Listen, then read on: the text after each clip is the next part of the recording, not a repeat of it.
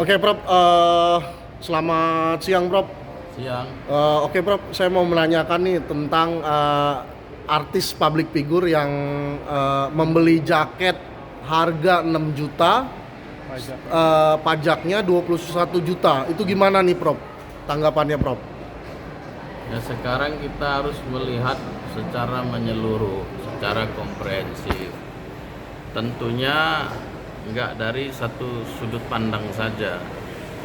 Jadi bagi artis ataupun siapapun orang Indonesia tentunya yang membeli barang bawaan dari luar negeri di bandara banyak bermasalah dengan bea cukai, termasuk menimpa salah satu artis yang tadi beli barang harganya 6 juta, itu sebaiknya memang harus dilakukan evaluasi khusus kepada bea cukai.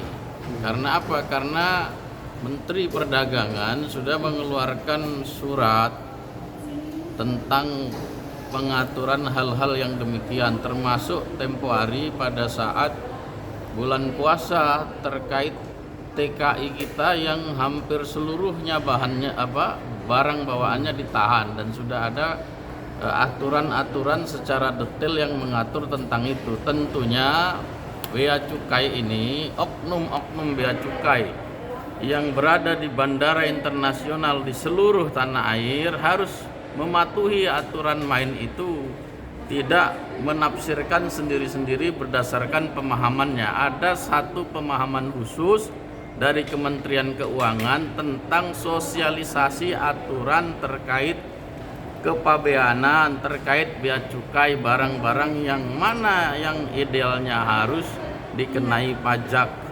Tentunya itu, sehingga Indonesia sebagai negara besar secara normatif, secara undang-undang benar-benar melindungi warganya, bukan pemerintah menindas atau mempersulit warganya apalagi ingin berbelanja.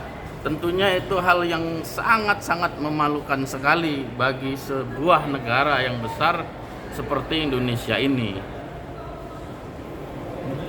Prof, sebenarnya pengaturan pajak bea cukai yang masuk itu seperti apa sih? Jadi masyarakat biar nggak tiba-tiba masyarakat belinya di sono murah, tapi udah ada ininya surat-surat. Ya, sekarang sudah ada pembatasan, tidak boleh lebih dari 1.500 dolar. Artinya kalau memang barang bawaannya tidak lebih dari itu secara dikumulatifkan, tentu tidak terkena pajak lagi, tidak kena bea cukai lagi, dan itu sebenarnya pemahaman yang sangat sederhana sekali.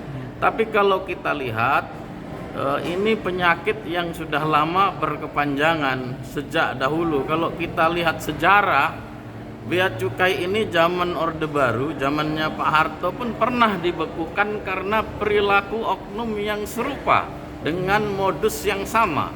Artinya apa?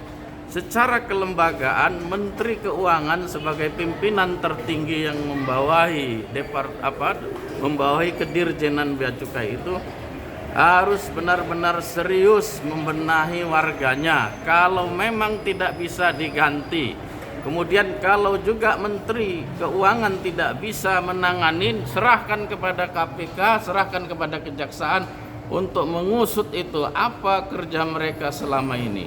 Lihat rekeningnya seperti yang viral sekarang, gendut semua. Nah, itu kan hal-hal yang memalukan dipertontonkan di publik sebenarnya. Tapi di negara ini kalau nggak viral, nggak heboh, nggak diusut. Nah, saya berharap para penegak hukum juga harus coba dong lirik ini persoalan bea cukai, jangan mempermalukan Indonesia, jangan meresahkan anak-anak bangsa, jangan meresahkan warga negara Indonesia sendiri.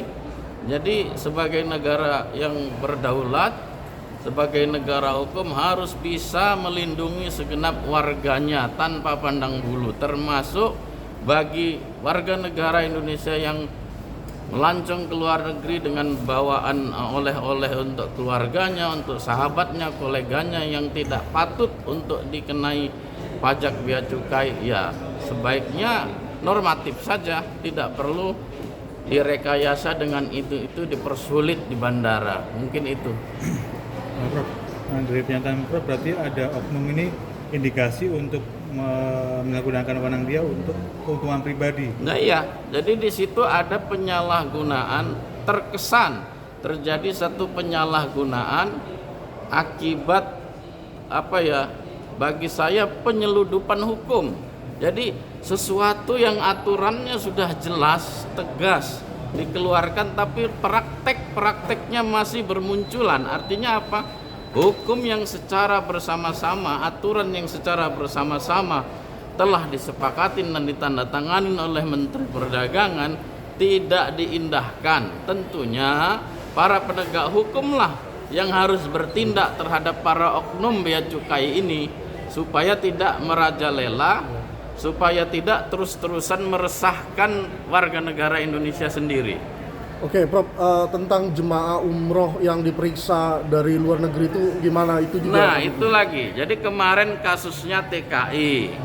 Terus kasus-kasus warga negara Indonesia yang melancong. TKI itu berapa banyak orang, berapa triliun setiap tahun menyumbangkan devisa untuk negara. Tapi apa perlakuan pemerintah dalam hal ini bea cukai? Sangat memprihatinkan dan memalukan kita semua. Perilaku bobroknya itu dipertontonkan kepada seluruh dunia, bukan hanya sekedar warga negara kita, tapi dunia viral tentang perilaku bobrok bea cukai Indonesia.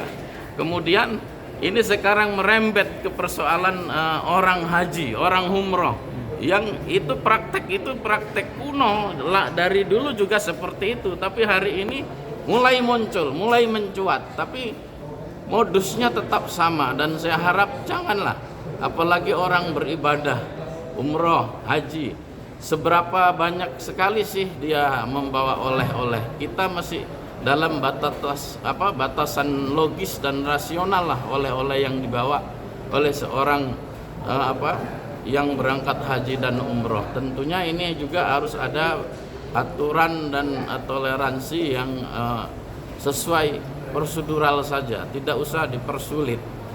Karena mereka juga toh bukan dagang, bukan bisnis. Bisa dilihat dari riwayat perjalanan haji dan umrohnya, nggak setiap berapa sebulan sekali atau 2 bulan sekali dia umroh. Tentu patutlah dicurigai dari perjalanan visanya, dari paspornya bisa dilihat. Tentu kalau mereka yang seperti itu mungkin bisa patut dicurigai, tapi itu pun hal yang tidak logis menurut saya. Tetapi kalau orang-orang semua yang umroh ini kita lihat, orang-orang dari desa yang mau umroh harus jual hasil kebun, jual ternak, bahkan ada jual tanah. Mau haji juga, kalau dipersulit seperti ini, alangkah menyedihkan sekali perilaku pejabat bea cukai kita sendiri. Oke, baik ya, Prof. Terima kasih.